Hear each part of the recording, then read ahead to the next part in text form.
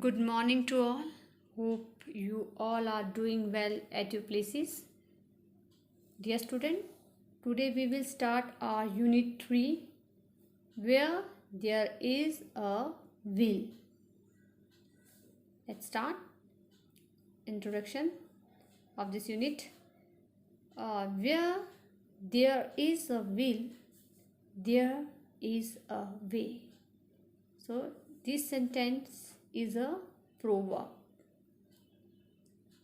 So what is proverb? A proverb is a well-known phrase or sentence that gives advice and say something that is generally true. So what is proverb? proverb क्या है? एक sentence है या एक phrase means कहावत जो क्या होती है, या तो हमें एडवाइस करती है या बताती है हमें कि जो बात सच्ची होती है उस बात के बारे में, जो ट्रूथ होगा उसके बारे में बताएंगे बिल्कुल. फॉर एग्जाम्पल सेकेंड में लिखा where there is a will there is a way. तो अगर आपको कुछ करना है, सपोज़ आपको डॉक्टर बनना है और बहुत से हर्डल्स आ रहे हैं, प्रॉब्लम ऑब्स्टिकल्स आ रही हैं, लेकिन आपका विल है उसको करने की कि मैं करके रहूँगा, तो हमेशा जो है हार्ड वर्क के थ्रू एक रास्ता निकल जाता है और आप उस चीज़ को अचीव कर लेते हैं. तो इतने जो फुल सेंटेंस है उसको हम जो है एक लाइन में ही कंप्लीट कर देते हैं कहावत के through. Where there is a will there is a way. आपकी चाह होगी, इच्छा होगी तो वो काम होकर रहेगा. So this is known as proverb. See, in your opinion, which of the following options convey the correct meaning of the proverb where there is a will, there is a way? So, जो आपकी राय में जो sentence है proverb है where there is a will there is a way, नीचे दिए sentence में से क्या कन्वे कर रहा है, क्या बताने की कोशिश कर रहा है? Number 1, if you wish you can make a road for your self. अगर आप इच्छा करोगे तो आप अपने लिए रास्ता बना सकते हो. Number 2, wherever you find a will there will be a road for you. और जहाँ पर भी आप को मिलेगा कुछ भी तो वहाँ पर क्या होगा? There will be a road for you. वहाँ पर इच्छा होगी जहाँ पर, वहाँ पर कहीं ना कहीं आपको एक रास्ता मिल ही जाएगा. If you really want to do something you will certainly be able to find a way of doing it. So dear student, there are 3 sentences. So आपको इसमें से बताना होगा कि जो ये प्रोवर्ब है वो क्या मैसेज कन्वे कर रही है, which I have explained you the previous lines. तो आप you will do it by yourself और देखेंगे कि ये जो प्रोवर्ब है वो इन तीनों में से किसे बता रही है, क्या मैसेज कन्वे कर रही है और कौन सा करेक्ट है. Now next is look at the describing word given below and tick the which can help you to find your way and make you successful. तो नीचे कुछ आपको डिस्क्राइबिंग वर्ड दिए हैं. We know what is describing word, we have discuss in the previous classes in our English practice book. सो जो आपको describe करता आपको बताते हैं, किसी भी चीज़ को बताएंगे, थिंग्स को, those word are known as describing word. तो आपको यहाँ पर बताना है अपने बारे में जो आपको एक्सप्रेस करते हैं. ठीक है, find the way can help you to find your way and make you successful. जिन्होंने आपकी हेल्प की सक्सेसफुल करने में. और I can reach my goal if I am nervous, resolute, optimistic, shaky, doubt, all this words.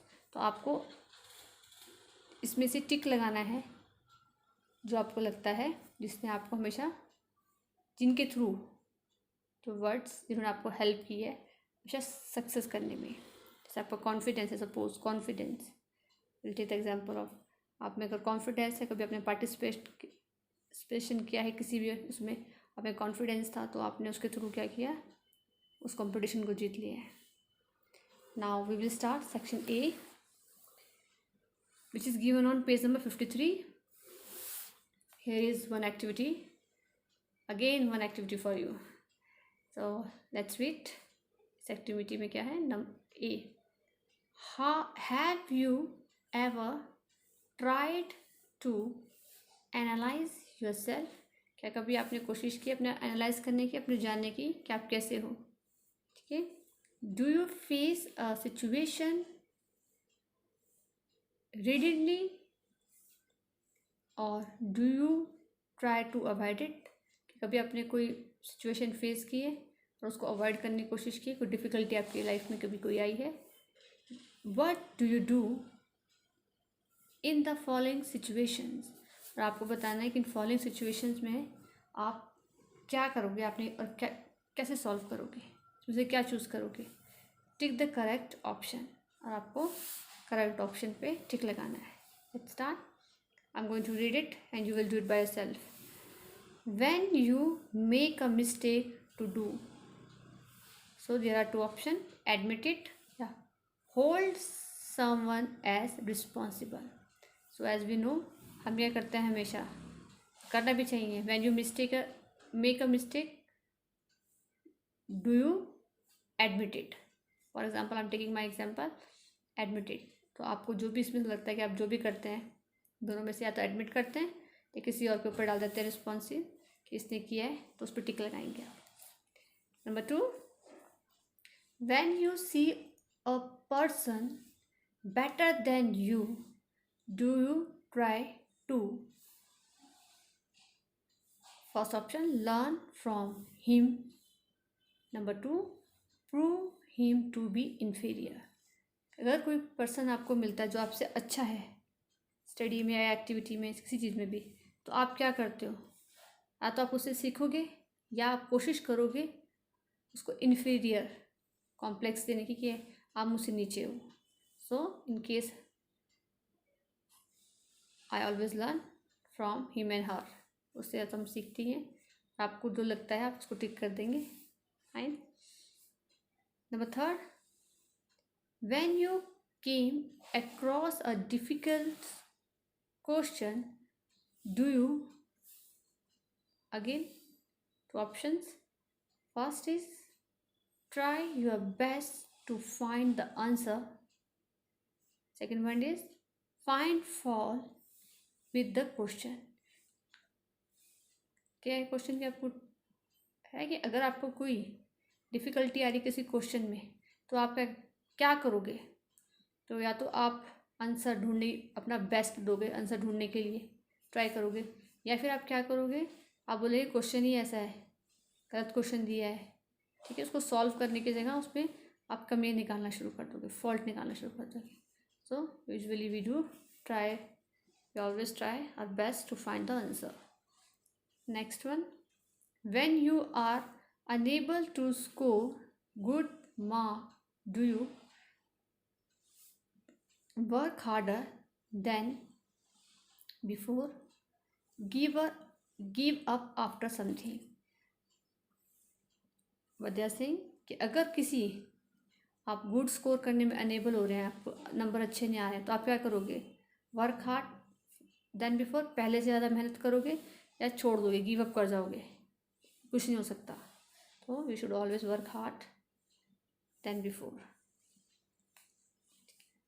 Next is when you find your teacher is not satisfied with your performance, do you, number 1, option 1 is try to improve yourself, number 2, second is complain about it।